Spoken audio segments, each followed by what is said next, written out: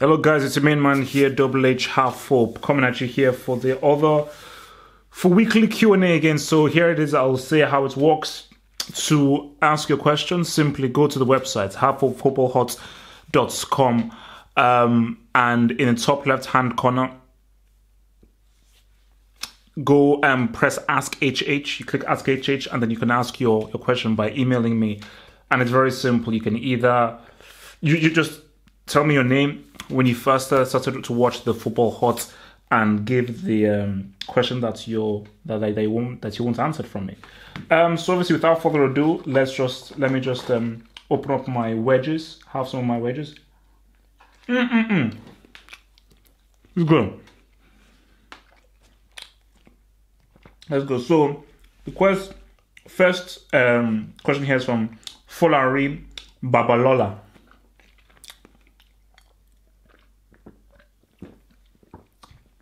I suspect a Nigerian brother. Dear HH, I've been watching your videos since December 2016 about Liverpool versus Man City. Thank you. What do you think Liverpool needs to do to challenge for the league and get back to the glory days of winning trophies? Do you rate Klopp as a coach?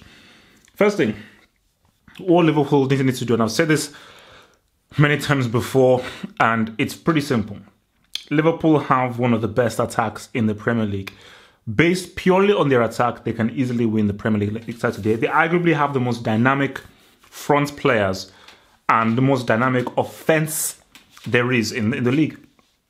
Defense.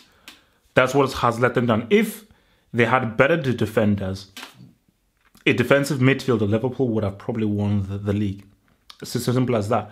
Because that's just really what has let them down. Maybe a creative player, because I think they're definitely missing a really good creative player, because I think for Coutinho and Lallana, they are more offensive-minded players who really want to take a shot. Yes, they can create, but I don't think that is their main game. I think basically Liverpool don't have a playmaker. Simple as that. They do not actually have a bona fide Mesut Ozil. But 100% defenders. A really good defender, really good defensive midfielder who really understands the basics of defending, positioning, can make a tackle, is calm and assured under pressure. Liverpool will gain a lot more points because Lovren is an average at best defender, and it is shocking how they allowed Sacco to go. Amazing, it just makes no sense.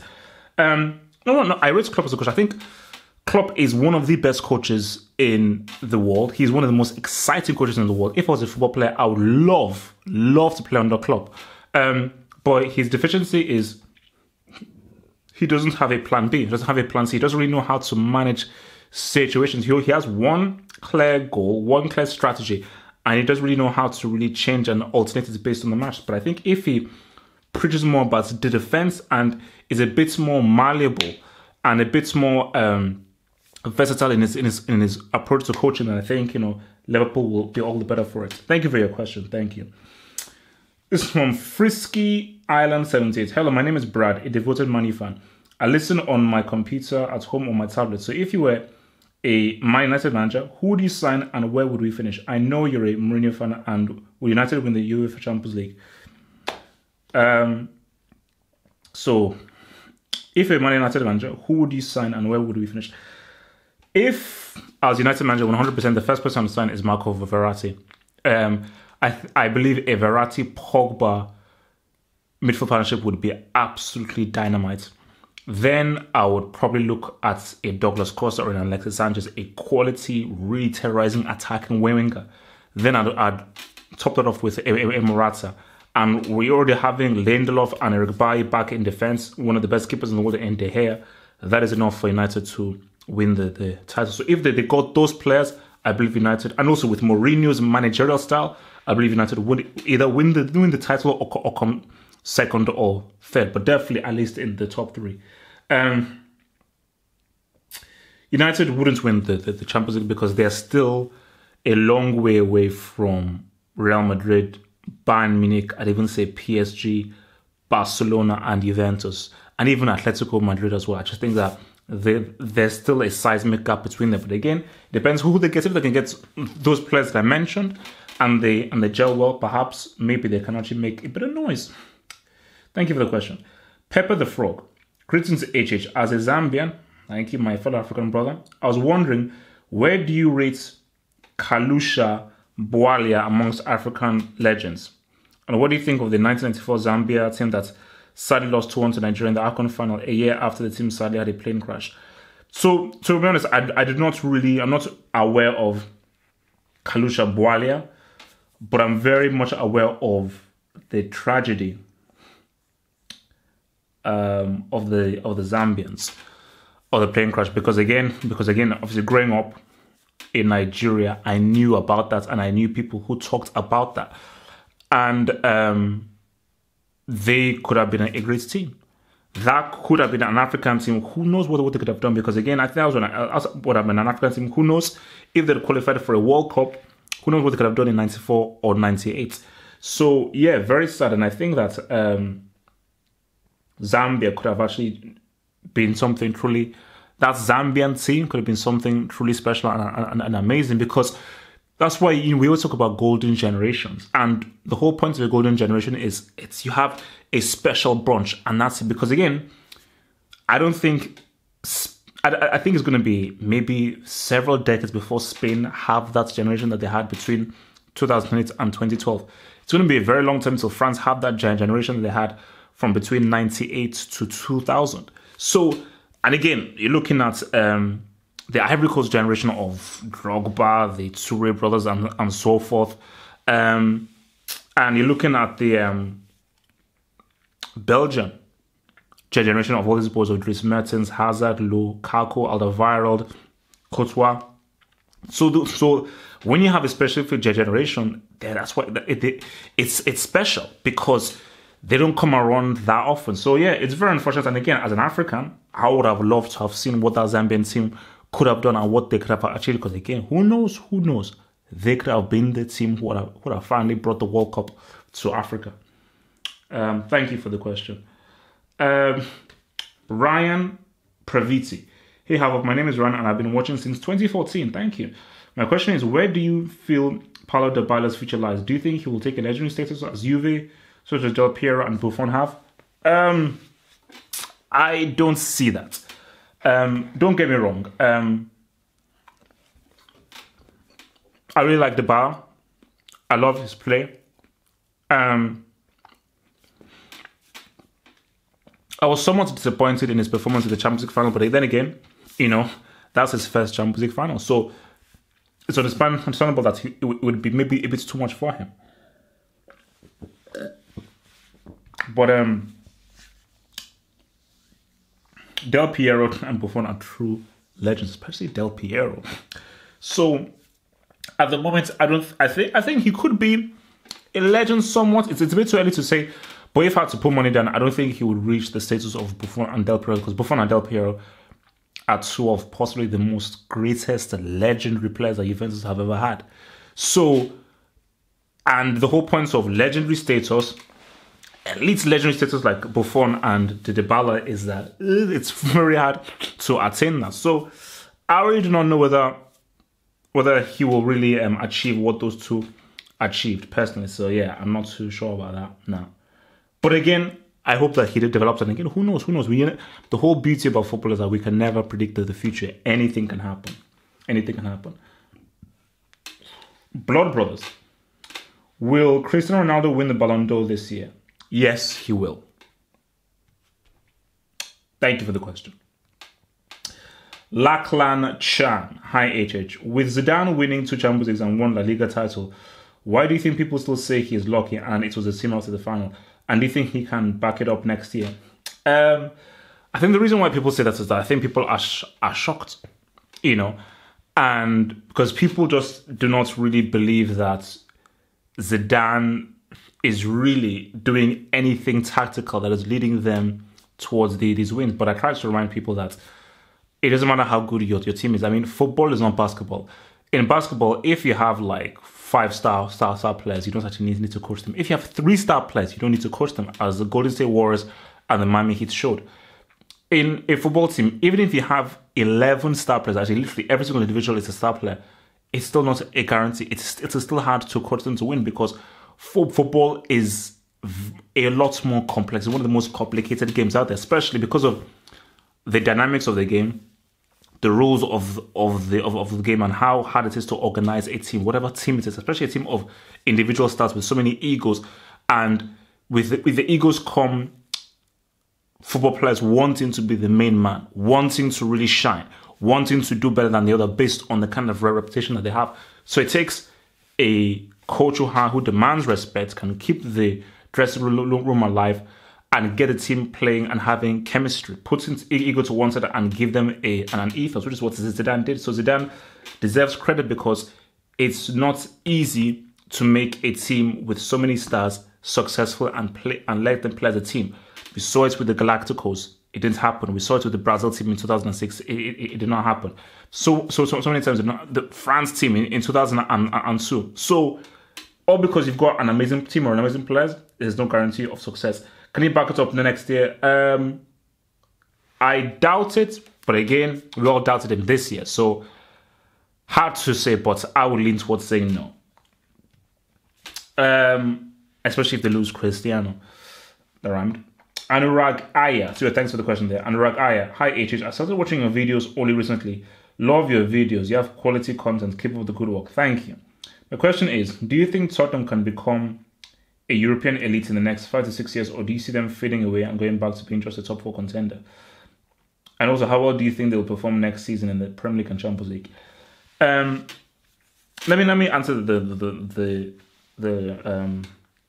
second question first. How well do you think they'll... I don't think they'll do that well in the Premier League and the Champions League purely because of the Wembley syndrome. I think that bigger pitch is going to work against them, as it's worked against them when they played there for the Champions League this past season. So I just think they will struggle. And again, I understand they're expanding their stadium, but again, I just think that will really detract from their football. But who knows? Maybe they can prove me wrong. But your first question, a European elite in the next 5 to 6 years, that depends on a couple of things. But the main factor, so let's just look at the different things. If they keep Harry Kane, Dele Alli, Dembele, the core of their team, if they keep Pochettino, if money is pumped into the team, if wages are increased and they actually paid how much they deserve to be paid based on what other players playing on their level are being paid, if more star players are brought into the team and there's greater competition for places within the team, then yes, they can become a European elite. But all of those things have to happen. They've got to keep on evolving, keep on moving forward, and they have to keep a hold of Pochettino and the core of the talent who has actually gotten them on the cusp of greatness. Thanks there for your question. Much obliged. El Pan. Hello. Hello, just to clarify, you're my favorite YouTuber. Thank you. My question is, which player is going to have the next golden era? Or do you think Messi and Cristiano Ronaldo are a different kind of species that no other player will ever dominate like they did? I don't think that. Definitely what Cristiano and Messi have done, I think is quite rare. I think what we're going to see after they retire is maybe a return of what happened, i.e. you have like about 5 or 6 really good players. Because if we're looking at the future, you look at Pogba, look at Neymar, look at Gabriel Jesus. I mean, you're hearing about this, what this Andre Silva guy is now doing. You're looking at Dembele, you're looking at Mbappe. I do think that's why I'm actually very excited about the next generation, because I think the next generation, we're going to see like 5 or 6 players who are really, really good. So we could see the Ballon d'Or really move around to a different player almost every single season. So I just think that, it's going to be far more exciting, because it is very boring if it's the same to. But it would be quite cool to see the main 5, 6 or so 7. But again, I know something about Mbappe makes me feel like if he could really be the next big thing and the next big dominant force. But as I say that, I don't think he's that much better than Gabriel Jesus. And if Pogba develops properly, I think Pogba could be the next real main king. So it's all up in the air. So it's all up in the air. But I'm very excited about the future generation and where it holds. Thank you for the question. Hossy Hustle. Hey, HH, it's Hussein from Pakistan. Hello from Pakistan. I wanted to ask you that Man United have released Ibrahimovic. I personally am angry because he's my favourite player along with Messi. But what do you think of this move by Man United? Will they offer him back a contract? By the way, your work is amazing. Keep it up. Now, thank you for the question. The Ibrahimovic thing is very simple. You're Man United. You're looking at the future. You're looking to win a title. If a 35-year-old has been injured and you've been told it's an 8-month layoff, it's not wise to keep him. Ibrahimovic had an amazing season, and he shut me up because, again, I didn't think that he was going to be that successful in his first season in English for football. But you have to look at this from United's point of view. Is it wise to keep hold of a 35-year-old that has a serious injury? What if those 8 months become 9 or 10 or 10 months? You have to really look at the bigger picture and getting a younger, fresher player who you can rely on and who has the legs. So you've got to look at a 25, 26-year-old, which is why the Morata thing makes so much sense. So this was a move that had to be made because of that injury, and really Mourinho's... Because remember, Mourinho, he didn't want to do this. Mourinho loves Ibrahimovic. Mourinho is very good friends with Ibrahimovic. So if he signed off on a release of Ibrahimovic, it's because he felt this was the best thing for Man United, and you have to trust him in that. Who knows? Who knows? I mean, he's definitely getting old. He's getting along there. But never say never, because Ibrahimovic, he's not a regular man. He's not like everyone else. He's different and he's unique. So I wouldn't be surprised if Ibrahimovic comes back for a season as a 40-year-old and helps United win the title. So thanks for the question there. Rohitaba Ghosh. On a scale of 1 to 10, what are the chances of seeing Marco Verratti in Barcelona this summer? My second question, who is the best player after the 5 horsemen? Keep up the good work. Want more videos featuring the football banter show, guys? Yep. Hopefully, I will definitely be trying to get those guys on the video, because I know a lot of you really love them. So, scale of 1 to 10. From what I've been reading, Verratti, we're looking at an 8, possibly an 8.5.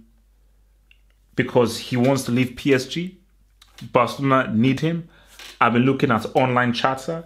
Things are going as if towards there's going to be a bid going to be made by Barcelona. It seems that if Verratti just want to make the move, PSG are happy to make the sale for the right price. So I think there's definitely a big chance that will happen.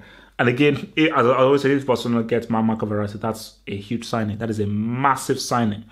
Because that is the player that they need. I just think that would be that would just be very, very key. And I think Real Madrid and the rest of Europe would have to be very worried once that happens.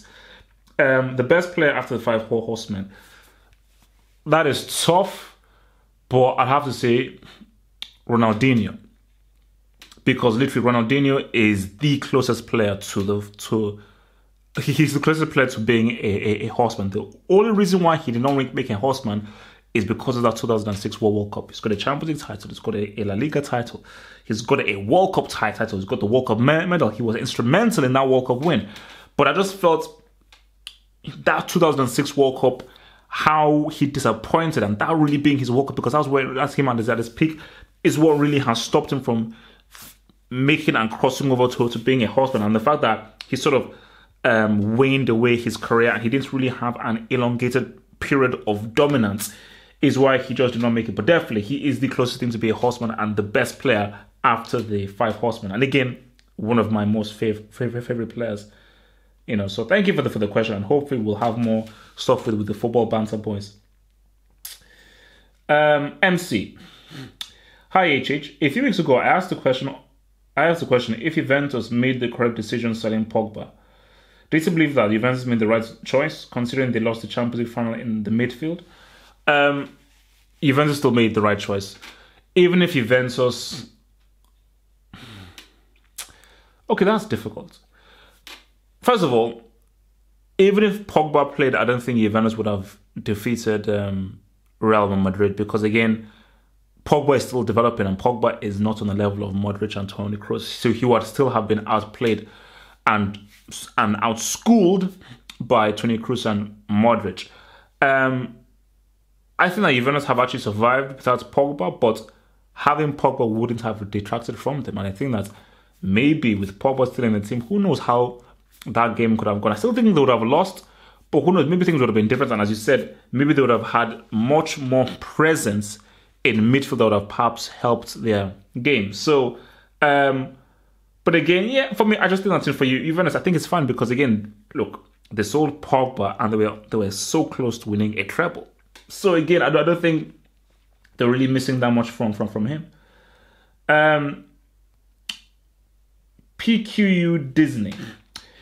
Hey HH, what is your honest opinion on John Stones? Do you think he has potential to be a top ball-playing defender like Piqué and Bonucci, or do you think he's an overrated roadman that can pass a ball? At the moment, he's an overrated roadman. I see talent there, but when I look at a central defender, the first thing I look for is how good are you at the defending. I couldn't give a damn about your ball skills or how good you are on the ball. That's irrelevant to me. Your role as a defender, how well can you tackle? How well can you read the game? How good is your positioning? The other stuff, shooting, passing, on the ball ability, those are just extras. Those are merely extras. Those are not essentials based on your position. For a goalkeeper, how well can you save? I don't care how well you can pass the ball. Those are extras. Goalkeeper, how well can you save? A winger, how well can you cross? Central midfielder, how well can you tackle, pass the ball, and maybe shoot? A striker, how good are you at shooting, at creating your own shots, and how good is your off-the-ball movement? These are so there are essentials based on the role. And John Stones just is not really good at the essentials at the moment. He can improve, but that's all down to that is all down to Pep. He's the coach, he's the manager, he's the guy that tutors them, that looks after them. So I think if until he gets it right, then he's not really on the right path personally. So this might be the last one before I have to roll through. Max Akundov. Hey HH, if Mario Balotelli had a similar 2018 season to what he has had with Nice this season, what are his chances out of 10 of making the World Cup squad? Also, what are Alexandre Lacazette's chances of making the World Cup? And do you see Deschamps forgiving Benzema, including him in the World Cup squad? I personally think Benzema should be forgiven, and the French Football Federation should stop acting like he killed somebody. He's already been punished enough. So, a lot of questions here. Out of 10, Balotelli making the World Cup squad, I'd say 7. Because yes, meritocracy based on merits, based on how well he did. But I think because of, I look at Ventura, he's a very old school coach, old school manager, and I don't think he's a fan of Balotelli or his answers. And I don't think he really wants to give Balotelli any kind of leeway. So I would say it's a 7 out of 10 because of that. Lacazette making the World Cup. Now, I think I'm going to lump that in with your Benzema question. If Benzema is still out in the cold, I think Lacazette has a very good chance of making the World Cup because, yeah, you've got Giroud. I think based off Gamero's wretched season with Atletico, and I think him being on his way down, I think that moves Lacazette up in the pecking order. But then I think you now look at Mbappe. Is Deschamps going to play Mbappe as a winger or as a striker? But I think without the Benzema thing in there, Lacazette has a very good chances. With Benzema in the frame, then it becomes less. Well, that's where it's such a go whether he makes the cut. And for the Benzema thing, as you said, okay, maybe Benzema, he said some things about French football, insulted people, blah, blah, blah. And he can maybe act a bit more mature. But let's just look at the actual offence. The offence doesn't warrant him to be frozen out of the French team. And Deschamps, you're shooting yourself in the foot. Because again, I've criticized Benzema ad nauseum for Real Madrid and his club form. Every time Benzema plays for France, he's very good. Like the Benzema for France is that guy I saw for Lyon. He's like, this is a very good striker now, a really good striker. And Benzema is twice, possibly 3 times the player of Giroud. He's way better than Gamero. He's better than Lacazette. He's France's best striker. So the fact that you're not taking your best striker, I just think, you're being challenged. And I think that, it's a case of like, let's come together. The French Federation captain should just say, let's just get Deschamps, Benzema in a room, shake hands, because Benzema is needed for the World Cup. Because again, you put Benzema in this French team with Mbappe, with Dembele, with all of these boys, France are one of the favourites, along with Brazil, to win the World Cup next summer. So for Deschamps, it's all down to him, and that's what you need to do. So that's the end of part 1.